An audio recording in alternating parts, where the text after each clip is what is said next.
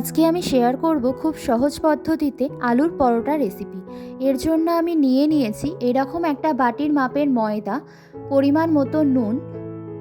এরপর আমি ময়দাটা মেখে নেব। ময়দাটা মাখার জন্য আমি এখানে গরম জলের ব্যবহার করেছি। আপনারা চাইলে এখানে আটারও ব্যবহার করতে পারেন। আমার এখানে পরোটার ময়দাটা রেডি হয়ে গেছে। এরপর আমি পুরটা তৈরি করে নেব।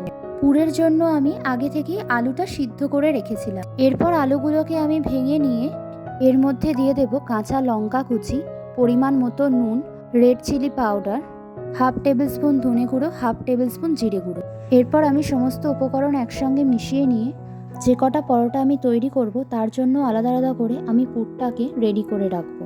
এরপর আমি পরোটার জন্য মাঝারি সাইজের লেচি কেটে নেব। এরপর লেচিগুলোকে অল্প বেলে নিয়ে আমি এর মধ্যে রেডি করে রাখা পুরটা দিয়ে দেব। আর পুরটাকে ভরে আমি ভালোভাবে মুড়ে নেব, যাতে পুরটা বাইরে না বেরিয়ে যায়। এইভাবে আমি সমস্ত লেচিগুলোর মধ্যে পুর ভরে রেডি করে নিয়েছি। এরপর পরোটাগুলোকে হালকা হাতে চাপ দিয়ে আমি বেলে নেব। পরোটাগুলোর মধ্যে বেশি চাপ দিয়ে বেলা যাবে না, এতে পুরটা বাইরে বেরিয়ে যাবে। এরপর আমি তাওয়াটা ভালোভাবে গরম করে সামান্য তেল দিয়ে পরোটাগুলো দিয়ে দেব। আমি এখানে গ্যাসের ফ্লেমটাকে লোতেই রেখেছি। পরোটার একটা পিঠ হয়ে গেলে আমি অন্য পিঠটাও হতে দেব।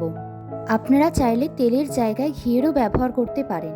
এইভাবেই আমি সমস্ত পরোটাগুলোকেই রেডি করে নিয়েছি। আমার এই আলুর পরোটার রেসিপি ভালো লাগলে লাইক, কমেন্ট অ্যান্ড শেয়ার করতে ভুলবেন না।